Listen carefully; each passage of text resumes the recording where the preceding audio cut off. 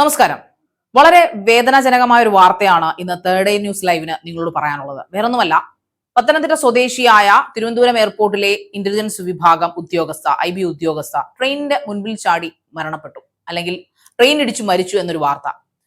വളരെ മിടുക്കിയായ, നല്ല സുന്ദരിയായ, സ്മാർട്ടായ, വെറും 24 വയസ്സ് മാത്രം പ്രായമുള്ള ഒരു പെൺകുട്ടി, മേഘ, അതാണ് അവളുടെ പേര്. കാണാനും എന്താ പറയാ, മേഘത്തെ പോലെ നൈർമല്യമുള്ള മുഖമുള്ള ഒരുത്തി, നല്ല നിഷ്കളങ്കമായ മുഖമുള്ള ഒരു പെൺകുട്ടി. എന്തുകൊണ്ടായിരിക്കാം അവൾ ആത്മഹത്യ ചെയ്തത്?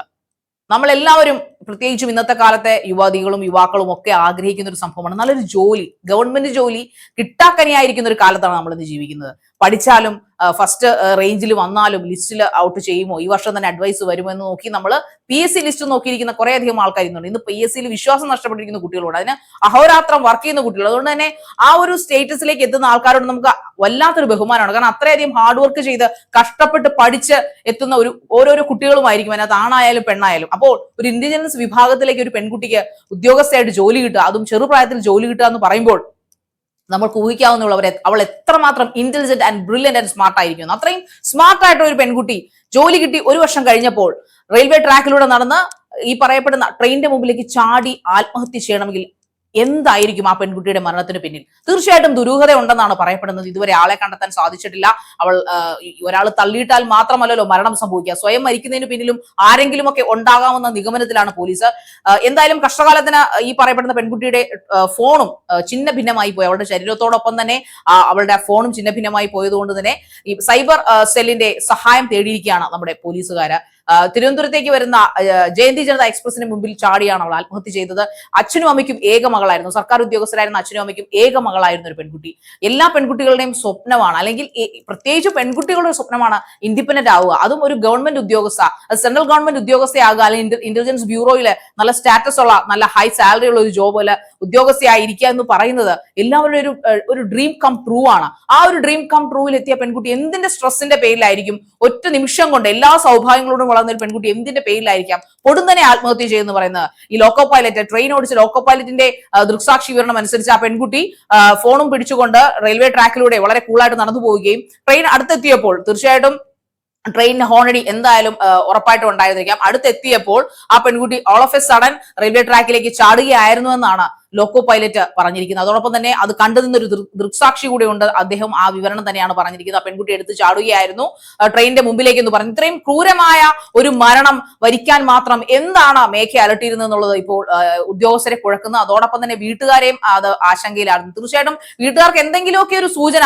കിട്ടുന്നുണ്ടാവില്ലേ, എന്താണ് നമ്മുടെ പെൺമക്കൾക്ക് സംഭവിക്കുന്നത്? ഒന്നെങ്കിൽ പ്രണയപ്പകയിൽ പോയി വീഴുക, അല്ലെങ്കിൽ സൈക്കോകളെ പ്രണയിക്കുക, അല്ലെങ്കിൽ പ്രണയിക്കുന്ന കാമുവിനെ കൊന്നുകളയുക.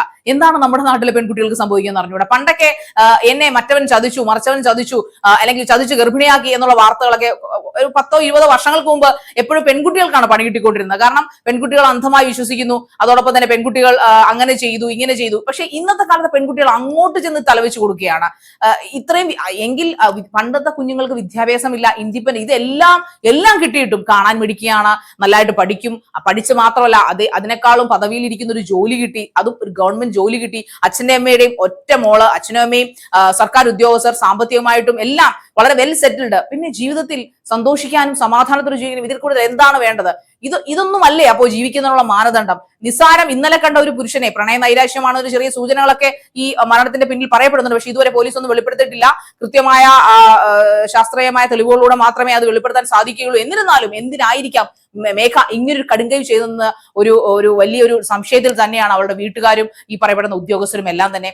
എന്തായാലും പെൺകുട്ടികൾ കുറച്ചുകൂടെ മെച്യൂരിറ്റി കാണിക്കേണ്ട സമയം അതിക്രമിച്ചിരിക്കുന്നു. അതിന് തീർച്ചയായിട്ടും അതിന്റെ ഭാഗഭാക്കായിട്ട് തീർച്ചയായിട്ടും അവരെ വളർത്തുന്ന മാതാപിതാക്കൾ തന്നെയാണ്. പാരന്റിംഗ് എന്ന് പറഞ്ഞാൽ ഒരു കളിയല്ല.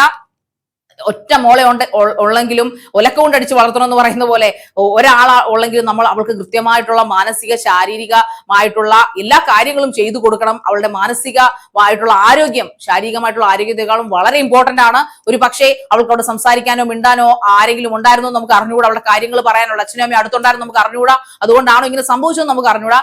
എന്തായാലും ഈ പ്രണയപ്പകയിൽ മരിക്കുന്ന, അല്ലെങ്കിൽ പ്രണയ നൈരാശ്യത്തിൽ മരിക്കുന്ന പെൺകുഞ്ഞുങ്ങളുടെ എണ്ണം കൂടി വരികയാണ്. ഇതിൽ ആരുടെ ഭാഗത്താണ് തെറ്റെന്ന് ചോദിച്ചാൽ മറുപടി പറയേണ്ടത് നമ്മുടെ സമൂഹം തന്നെയാണ്, അവരെ വളർത്തുന്ന സമൂഹം തന്നെയാണ്. തീർച്ചയായിട്ടും ഇതിനൊക്കെ ഒരു മാറ്റം ഉണ്ടാകുമെന്ന് നമുക്ക് പ്രതീക്ഷിക്കാം.